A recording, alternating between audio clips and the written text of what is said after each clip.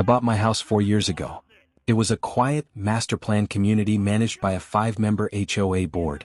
Richard was the undisputed dictator of that board. He was a retired bureaucrat with too much time and a desperate need for control. Most neighbors just paid his ridiculous fines to avoid conflict. But things escalated when I hired a contractor to install a French drain in my front yard to fix a severe drainage issue. The water from the street was pooling near my foundation point. 2 days into the project, I received a certified letter. The HOA had issued a cease and desist order. The letter claimed I was altering the uniform community aesthetic without prior architectural committee approval. They slapped me with an immediate $2,000 fine, plus a compounding $500 for every day the yard remained unreturned to its original state. That I requested an emergency meeting with the board. I brought engineering reports showing the drainage issue was caused by poor city planning, not my choice. Richard sat at the head of the table, crossed his arms and scoffed. He told me the rules were the rules, and if I didn't pay up and fill the trench, they would place a lien on my house. That I refused. Over the next 2 weeks, the fine snowballed to exactly $10,000. That is when Richard made his final mistake. He sent a formal intent to foreclose on my home to collect the debt. He thought he had won. He thought I was just another submissive homeowner. Richard didn't realize that threatening a person's home removes all desire for mercy. I am a senior real estate attorney.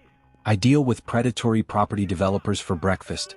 I went straight to the county recorder's office and pulled every piece of paper filed on our subdivision since 1985. That I spent 2 straight nights fueled by coffee and rage, analyzing the original developer covenants, conditions and restrictions. That is when I found the glitch. When the original developer built our neighborhood in 1986, they built it in 3 distinct phases. Phase 1 and Phase 2 were properly annexed into the HOA. But Phase 3, which included my street and 4 others, was never legally annexed. The developer had filed the plat maps, but failed to record the final declaration of annexation. Before going bankrupt in 1989. For nearly 40 years, the HOA had been collecting dues, issuing fines and enforcing rules on Phase 3 without a single shred of legal authority. My house was not legally part of the HOA. Neither were 40 other homes on my side of the neighborhood. But I didn't just stop there. I kept digging through the plat maps. Because the developer went bankrupt before finishing Phase 3, the ownership of the common areas, including the retention ponds and the private access roads for Phase 1, was left in legal limbo. The bankrupt developer's holding company still technically owned the land beneath the main entrance road. And that holding company's assets had been sitting dormant in a state tax lien registry for decades. That I acted immediately.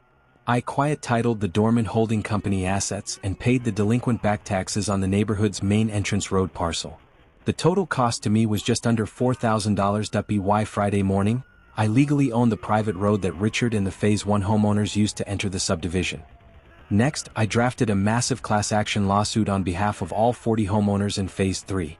We sued the HOA for 40 years of illegally collected dues, fraudulent fines, and emotional distress. The total damages we claimed exceeded $1.2 million. On Monday morning, I walked up to Richard's house. He was standing in his front yard, holding a clipboard, likely looking for a lawn that was too long. I handed him the class action lawsuit. He laughed. "You can't sue the board, we have immunity," he said. I smiled, handed him a second document and said, "You have immunity under the bylaws. But you don't have bylaws in Phase 3. You have zero authority here. And more importantly, you are currently trespassing on my private property." He blinked.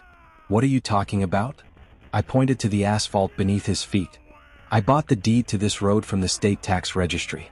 This is now a private toll road.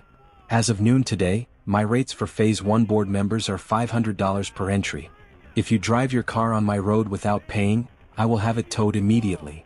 The look of absolute terror on Richard's face was worth every penny of those back taxes. The board panicked. They called an emergency meeting, but this time their high-priced corporate lawyers were sitting next to them. Their lawyers took one look at my documentation and told the board they were completely defenseless.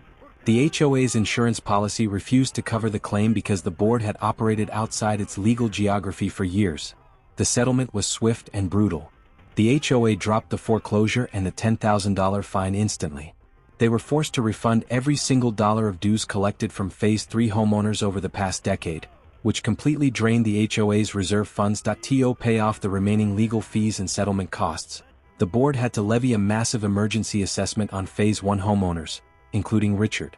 Every resident in Phase 1 was forced to pay a one-time fee of $7,000. The neighborhood turned on Richard instantly.